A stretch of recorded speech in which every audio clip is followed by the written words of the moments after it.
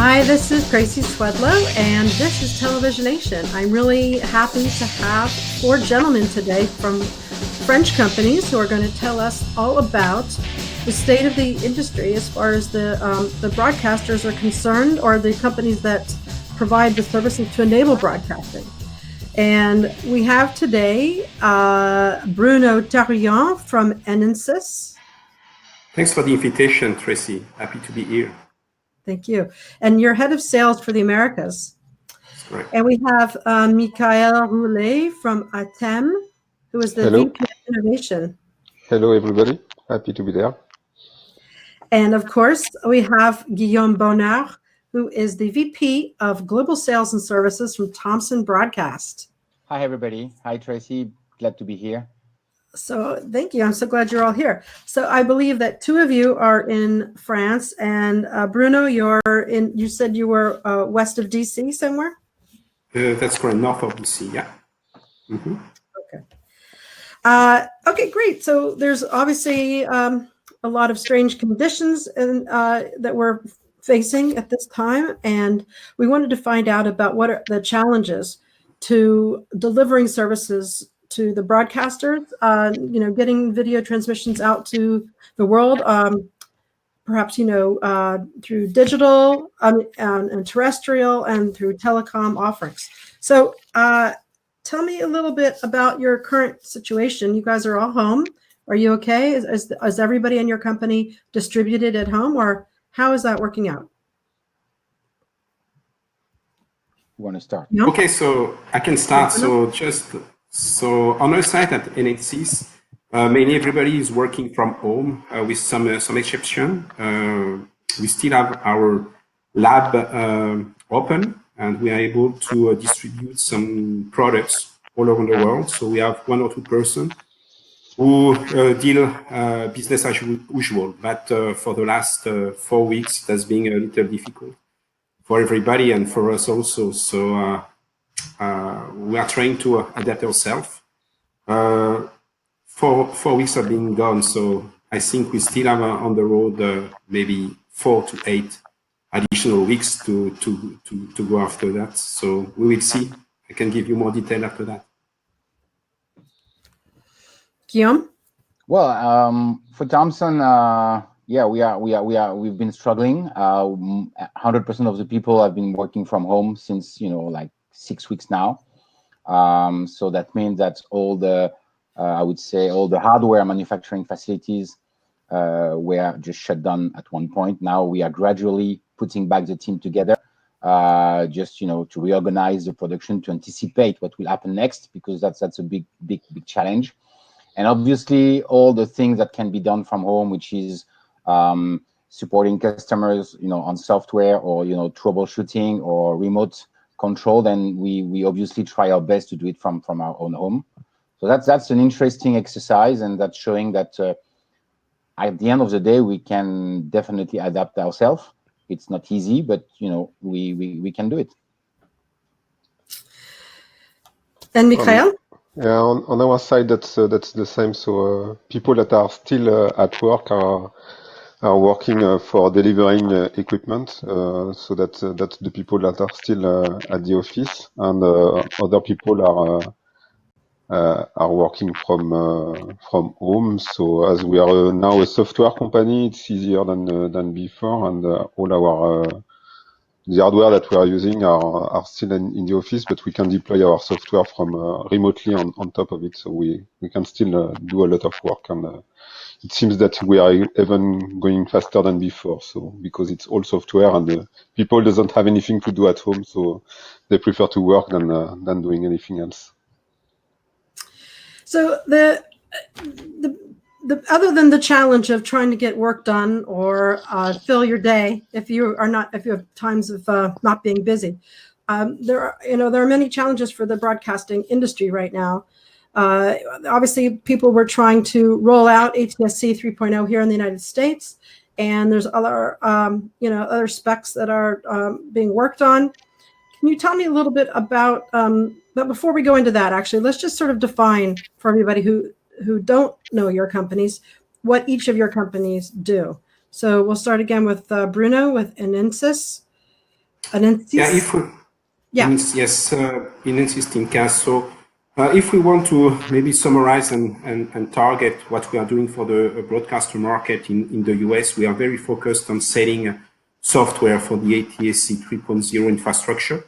So in our case, I would say that 70% of our product is based on software. We've got also some exciters to get the signal transmit to the transmitter. That's not part of our business, but really in the US, our main focus is the ATSC 3.0. So that's why we have some impact now. We had planned a great year for us, and we see some delays, obviously, due to this coronavirus pandemic. And Guillaume from Thomson? Thomson, we are manufacturing, mostly transmitters. I mean, we are in the transmission industry, whether it's for radio or TV. When it comes to the broadcast and the TV, we are deploying large network all around the world. And for the US specifically, we can see when it comes to the repack, because that's what really matters at the first step for us. What the repack is slowing down a bit, obviously, because it's difficult to operate, it's difficult to deliver. And this COVID has not only an impact, I would say, from everybody to stay home. It's a huge logistic issue. From, you can't find almost any aircraft or boat to ship your goods. That's something that is real. You have obviously as a sort of system integrator, we are dealing with different companies that themselves are facing issues to deliver. So we can see a little bit of slowdown when it comes to the repack, but I think it's a great opportunity also, because I think everybody is facing the same situation at the same time, so we hope that hopefully within 2 months, but I think it will take longer, because the door will reopen maybe within 2 months, but then it will take again a couple of months before everybody is back on track. But no, so far I think yes, we could notice a little slowdown and difficulties to deliver, but I think it's going to be all right. And Mikael, your company Ateme is pretty much providing, would you say, software, or do you also have equipment? So we are doing encoders, transcoders in general. So for ATSC 1.2 and ATSC 3.2, so we're also concerned by a lot of concern on the deployment right now, because we are not only deploying for ATSC 3.2 but also for ATSC 1.2, because people are reusing our equipment for doing the repack. So on our side, I would say to deliver the equipment, as we are relying on standard PC platform right now, so quite powerful ones, but PC platform, I would say that these ones are not really impacted, but as the others on the end-to-end delivery chain are impacted, we are also impacted in the end. So that's the same for the deployment. Something that was happening last year, so there was a lot of ATSC 3.2 experimentation, and this is also slowing down all this experimentation. So we have to notice that ATSC 3.2 is almost new from the very beginning till the end. So we are every equipment that is in the end-to-end delivery chain is really new at the end. So the key thing is that there's a massive delay. You can't deliver the equipment.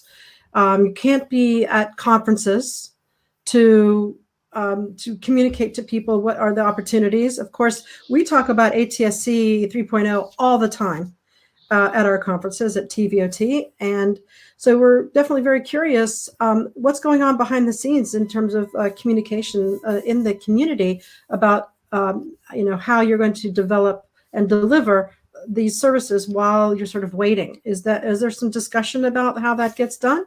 Welcome back, Guillaume. Yeah, sorry about that. Is there any discussion perhaps amongst yourselves or other working groups about these challenges, and or is everything kind of at a rest? Well, I think on our side, I think what we see is that people are still planning the deployment of their network for, I would say, the second semester. of this year. So we still are doing a lot of work of planning, not with just one broadcaster, but several broadcasters. So I think everybody is still ready and want to work hard on this subject. Of course, everybody is working from home, so we have this delay. But I think the fact that we are spending more time on this planning, maybe the deployment can go faster by the end of this year. So even if maybe we are going to lose 3 months now, maybe at the end the delay is going to be just maybe half of that. But there is a lot of interest. Everybody participating actively to webinars, asking about architecture, how we can do everything on the cloud. So I think people are working, I would say, more now that they are on their own. Everybody is very focused, try to get them deployed the second semester. Yeah.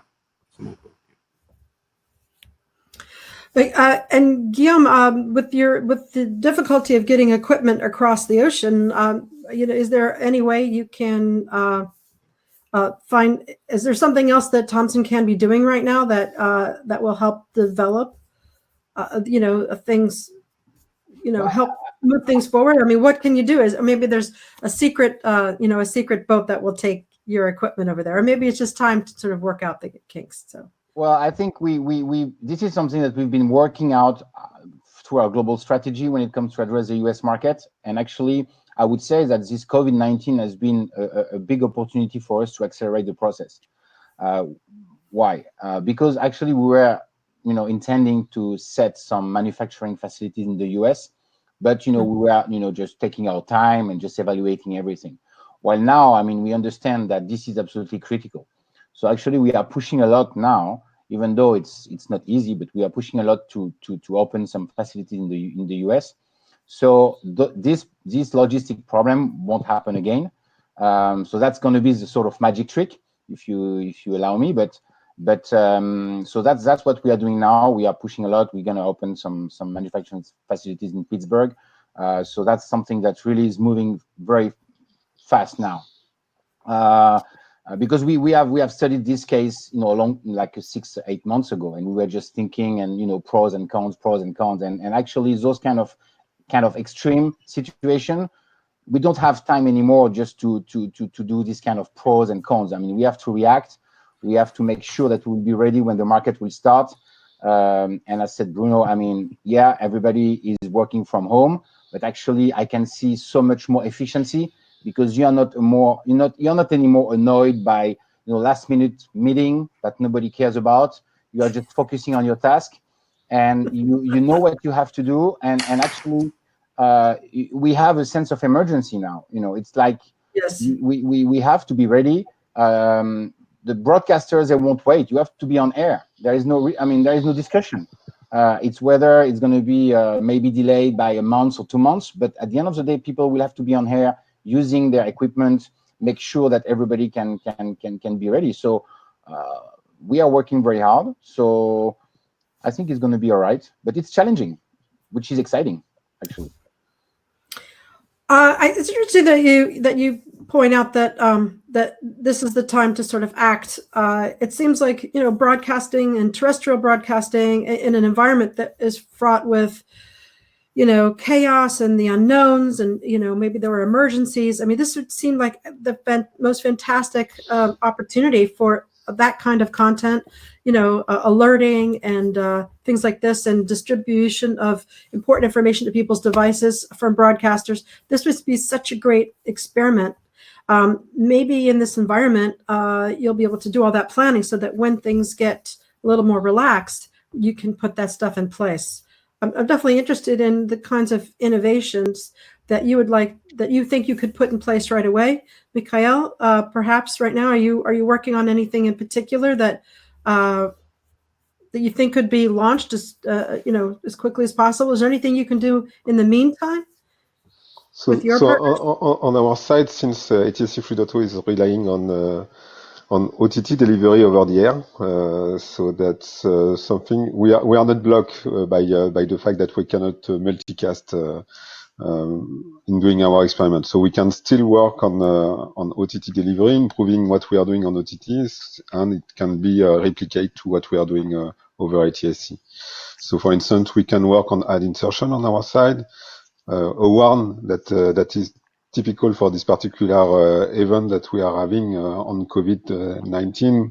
So it's too late because ATSC 3.2 is not already here. But if we have another event that I don't want to have in the future, one would be the best way to announce this kind of crisis. But at the moment, it's not relying on us, so that we are not blocking this kind of messages. That's more Enensys that is passing this information to the transmitter in the end. But on our side, we are not really blocked, so we can still improve our HEVC, we can still improve our NGA for the next generation audio, we can still do the ad insertion, so we are not really blocked because we can do that over OTT and then replicate that with our customers that are growing in the US. So, the COVID situation was not blocking us from that perspective, and we got already a lot of traction before the COVID. So we are just finishing our work on our side. I know that this is a difficult situation because you don't necessarily have things set up. Although Guillaume, are you hiring? Are you actually setting that office up like you said now? Is this something? Because I know as coming from France. Right now, it would be difficult without having that presence on the ground. Are you hiring?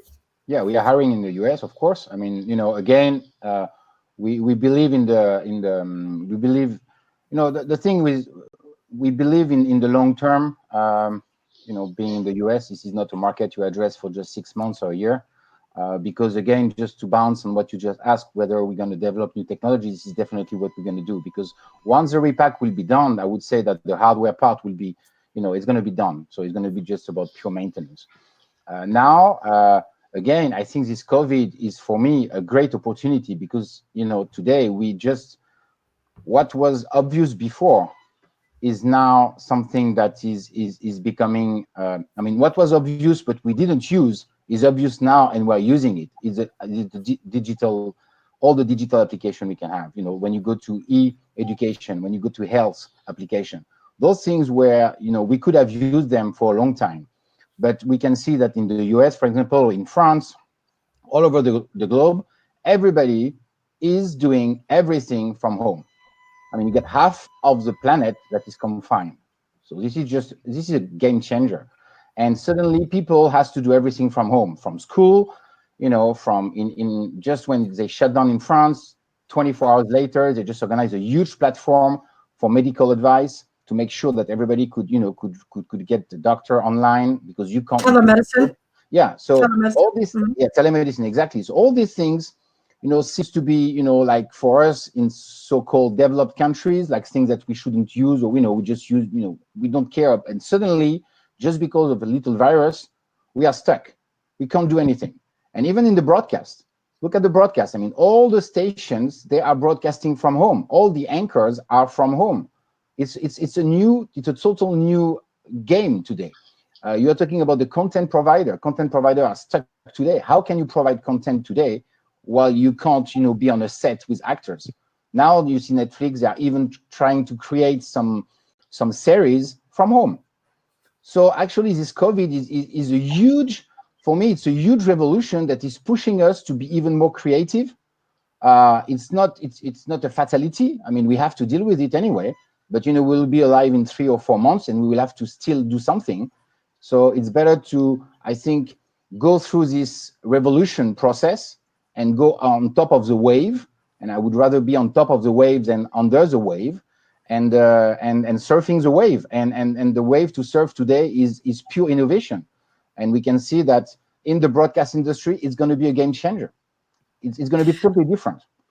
So, do you all have systems set up, perhaps in Europe or in China, where you could sort of experiment now? You mentioned telemedicine, but the thing that's really also happening is that all these kids at home they're being educated via Google Classroom or other systems, and I'm kind of curious if there's a way to work with the broadcasters to deliver education to the schools now to get, something in place. Is there anything happening around the world that you're, outside of the US or where you already have equipment? We just any examples you can name? We are going to publish in a couple of days a video that we just made. Actually, it's a network, a very small network. It's a very tiny network we developed close to Mauritius Island in Indian Ocean. And actually everything has been done for the education. So it's a tiny island called Rodriguez Island. It's just very, the big issue was for those people living on this island to get education. And they can get it now because of those transmitters that we put in place. It was done just a couple of months ago, so concretely, I'm not lying. Africa is definitely asking us every day. I was just before having this call with you. I was on a call with people, quite big. They were asking us how to find some solution, because this is a big critical question today. And this is funny because this is something that we've been using in our sales arguments. Okay, digital TV is not about the TV set. You're sitting in your living room and you watch TV. Digital TV is going beyond. I mean, the digital applications are going beyond. And as we said, telemedicine, education are part of it. And nobody was really taking it seriously. It was, okay, fine, that's nice, thank you. But I want to watch my TV. And suddenly today, they realize that, in some countries, in remote areas, it's impossible to get access to school because nobody is moving anyway. It's impossible to get access to doctors, although it was very difficult before, but now it's impossible. So they just realized that this digital technology is very powerful. And it's the same in France. I mean, I've seen my kids, they're online every day, studying online. Before it was Netflix, now it's schooling. So, you see the change, So that's a big thing, I think. Maybe I like Netflix too, but it's a good change, My daughter's upstairs right now in some kind of class, doing something upstairs. Well, what other things can be worked on right now while we're waiting for things to sort of develop? Perhaps, do you have any projects in China? I mean, they might be opening things up a little bit sooner. Is there anything that's happening there or not? No? No, on our side. At Enensys, the team in Asia are starting slowly now to come back, but still no face-to-face meeting. So it's starting, but very slowly. So we don't see a lot of movement there on our side. And what about Mikael? You were talking about the things you can do, like addressable, but what of all of you, perhaps? I mean, what kinds of things do you think that if you are you developing now, other than just trying to establish the offices and things like that? Is there any sort of new innovations on your platform that you can hint to that you haven't announced? Is there anything that you're developing? Something that we are developing and that I'm doing a lot of talks right now on top of it. So the OTT delivery is having quite of delay, and this is what we are using under the air. So what we are trying to do is to reduce this latency and to be able to have the same latency than what we have for traditional broadcast. So we miss once more. For traditional broadcast, we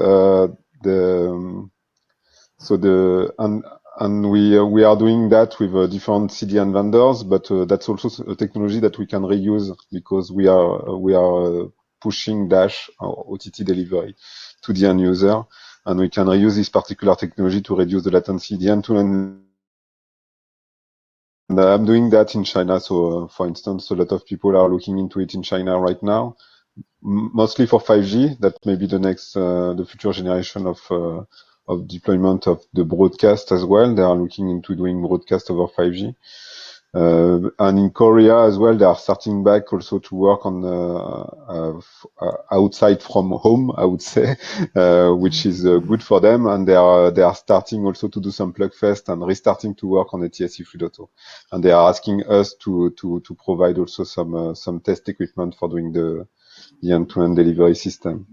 So still working on the ATSC 3.0 on different parts of the world, and 5G is becoming to be a trend as well. That maybe reusing the same technology. Unless you're in England and they're burning down the 5G transmitters. Maybe. Did you hear about all that? No. They're burning this. No. There were some people who thought that the virus was created by 5G transmitters, and people were burning them down. Yeah. And anyway. Okay, so Bruno. If I want to just to add a point that on our side, mainly it's not really, I would say, a pure innovation, but what we saw is that in the last 4 weeks now we are moving, trying to deliver our solution on the cloud. Okay, so we have now some intense conversation, meetings with Amazon, with Microsoft, with Azure. So really, we saw that we need to depend less and less of hardware provider. Okay, we want to be able to deliver all our ATSC 3.0 infrastructure on the cloud. So we're also working on the security part also, because we want to be sure that all the traffic, the content that we are going to send over this public cloud will be safe. But I think that's the change for the last 4 weeks. We knew that we had to move in this path, but now it's obviously that that's a priority. That's a very important, interesting development. And what about use of satellite? Well, you've heard about Intelsat in the US. What? Have you heard about Intelsat in the US? They just filed for bankruptcy just last week. Oh, they did. Oh, yes, and I can hear your voice, but you're a disembodied voice, Guillaume. But we can hear you. Go ahead. Sorry. No, so satellite. Yeah, I mean, I'm not a specialist in satellite, obviously, but I remember the first TVOT I came.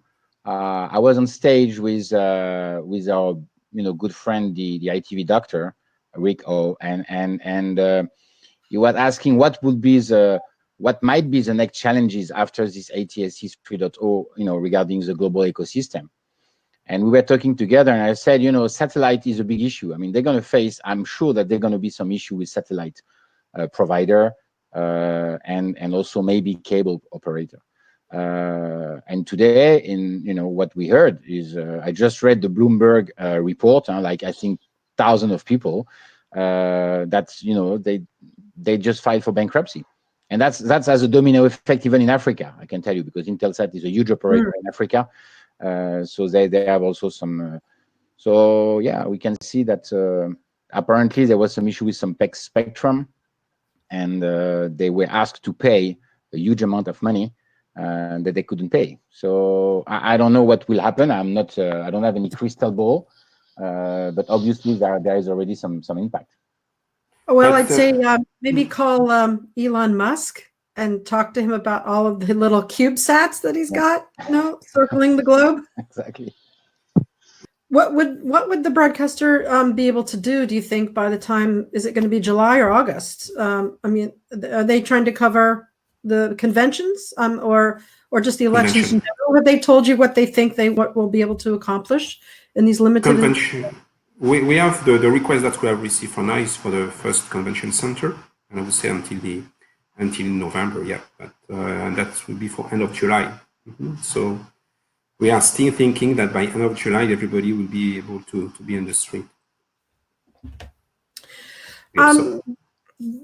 This is sort of a random question, but do any of you have a solution that would allow people to record from home on their phone or on a webcam, but bring it in a high quality way, and then broadcast that out somehow through these networks.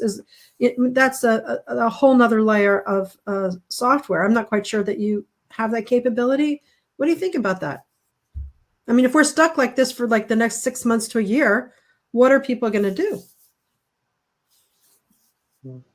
That's not something that you do at all? That's not something that has, that there's a layer of that on your platforms? We're more looking at broadcasting, not C2C, customer to customer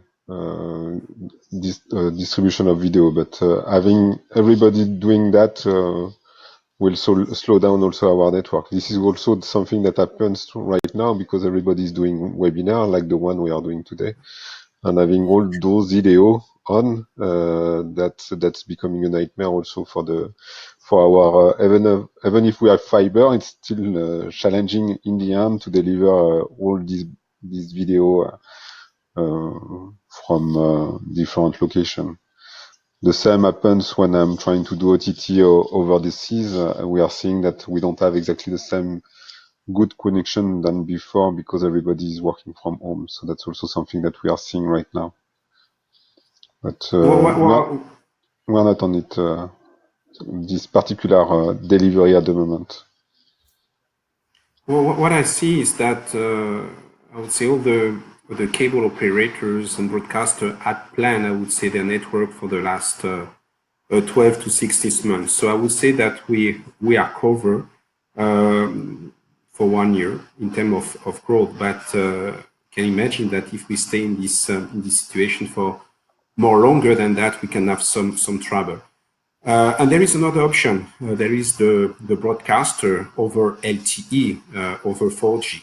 So we had some one big customer, Verizon, who deployed this technology for the last 4 years. They decided that they are going to slow down now because 5G is arriving, and they said that at this time they don't have problem of capacity because they are planning the capacity. But when you are from home, that's going to be very difficult to plan new capacity, to deploy new capacity.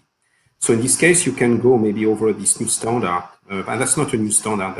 You need to enable this broadcast over 4G on every cell of your network.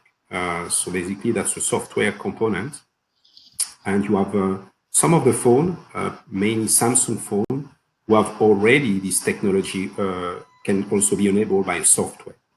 So in the worst case, Tracy, if we want to be able to communicate, I would say, in a large scales, everybody from home, there is still this possibility to use your 4G mobile and do broadcast over 4G. It almost seems like it'd be a necessary backup. Like you'd have to put something in place or work with another company to collaborate. Because if we don't get the vaccine for everybody for another year, right? Yeah. And you see some broadcasters like Sinclair who are thinking on this path. It's still not very clear how they are planning to do that. We should have seen that on the NAB this year, but that's ATSC 3.0 with 5G. Okay, so the idea would have been really to have a merge between these two technology within the same handset to have full coverage of broadcasting. So that's the way to go also. Yeah. And I mean, you're working with Sinclair, correct, Bruno? That's correct. That's our customer. Yeah. Yes, and in general, what are you guys hearing from your customers? Are they asking for different kinds of things, or, I mean, maybe you've all spoken before the show here, but what are your customers' concerns? What are they putting orders in place, whether or not the actual deployment is delayed? I mean, what are generally they all asking for at this moment? Well, there is three types of requests, because the broadcaster like Sinclair, we have started like 2 years ago, they are in advance. So they are more now in deployment phases, so they are looking to stabilize their network, monitoring solution. There's this type of, I would say, early adapter are struggling still on the technology, looking to interference. So we are still at the broadcasting level. We have some market that should have gone live, like Las Vegas, Dallas, by April. So it's going to have a delay of 2 or 3 months. But you have other broadcasters who are just starting now. They place the order in February, so they are stuck. Everybody's at home. They cannot deploy the network for now. And you have the other one, which does the pretty new entrants. They are starting to think to place order to be able to deploy the infrastructure. So really we're receiving 3 types of requests, more troubleshooting, more advanced broadcaster, and the new entrants. We are starting the installation on the cloud, what we can be done on the cloud, and the other one is going to be for next semester. Guillaume, we'll put your face in post, don't worry. But what are your customers asking you for right now, the ones that you already have? Oops, he disappeared. Oh. Okay. Mikael. So exactly the same, except that what we have also on our side is ATSC 1.0, so people transitioning from ATSC 1.0 to ATSC 3.0. So that's more something easily to do because we don't have, we have all the equipment to test at home, I would say. In the case of ATSC 3.0, the thing that was maybe missing at some point, it was supposed to be delivered right now in April, is the television. So there was many television vendors that was announcing ATSC 3.0 at CES, and all those TV was supposed to be available right now. So that's something that now we are facing, and we cannot test at the moment. So the latest equipment from LG, Samsung, and Sony. So that's something that we will be eager to test, and I think everybody is asking for them on how to test. And the thing that we are having is that we want also to test the modulation and the transmitters, so everything on air, and that's becoming a bit more challenging when we want to put everything end to end. So that's the part that is blocking us, I would say, doing more interrupt than what we were doing before. But other than that, we are having the same request than Enensys. So we are so people that are looking at polishing what they are doing. But I would say the bug fixing is more complex right now because we need to see where it comes from, and we cannot fully replicate the end-to-end delivery chain at home. So that's something that we are facing right now. But we are trying to do our best. So we have people already in the US on our side. So we are 40 people in the US at Ateme. So that's something that at least help us to have this end-to-end delivery chain and to test end-to-end the end-to-end system.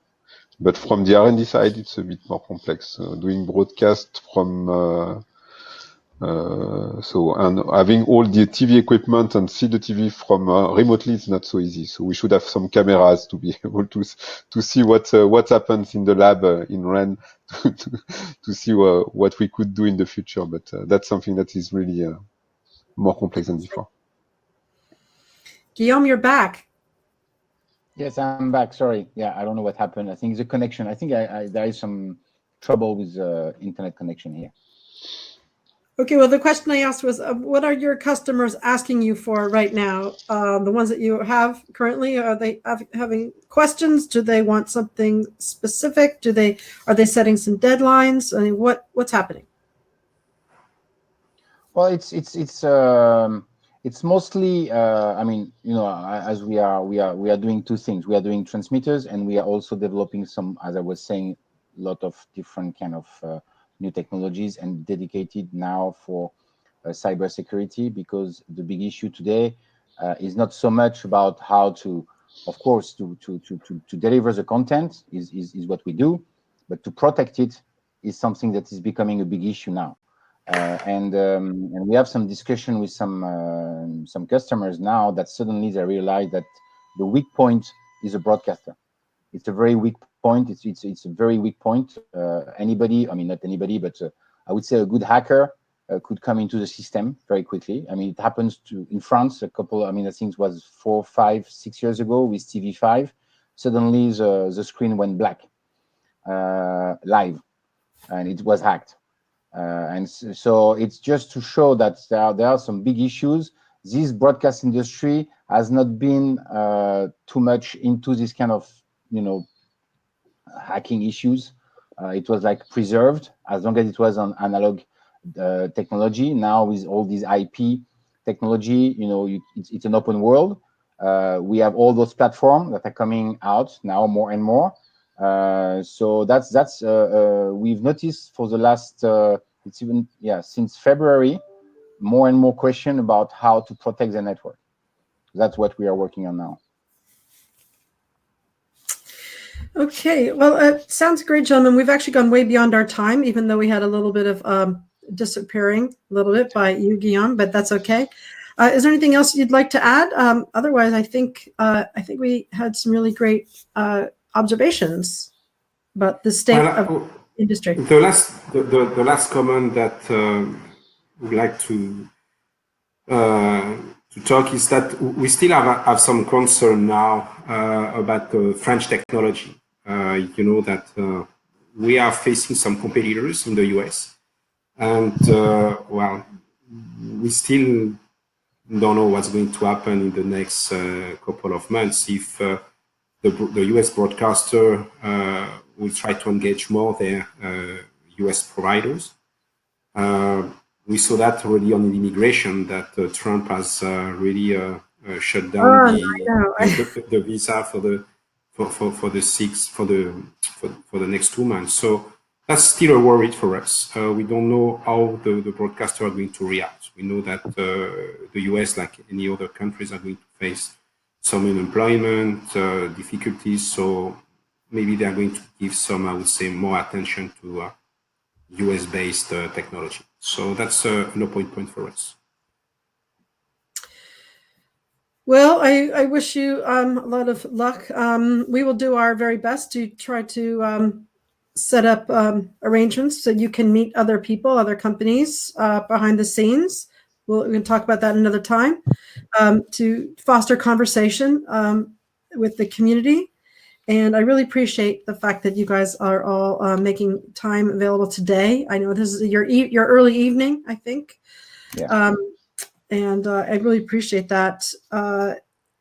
So just to remind everybody that we've been speaking with Bruno Tariant, who was just speaking, who is the head of sales Americas at Enensys. Enensys, I'm trying to pronounce that one correctly. Enensys? Enensys? That's not so complicated, yeah. Get it right. Enensys.com. Enensys, ENENSYS.com. And Mikael Raulet from Ateme at ATEME.com. Yeah. Who is VP of Innovation. And of course, the great Guillaume Bonnard, who we always love having at our shows. And we would love you the gentleman here, to attend we'll be doing other things online going forward. Who is the VP of Global Sales and Services. So thank you so much from Thomson Broadcast, which is thomsonbroadcast.tv. And thank you very, very much. I wish you bonne chance. Thank you very much, Tracy. Merci, Tracy. Thank you, guys. Bye. This is Tracy. Televisionation or Televisionation. Nation, yes. And we'll see you very soon. Thank you. Thank you very much. Okay.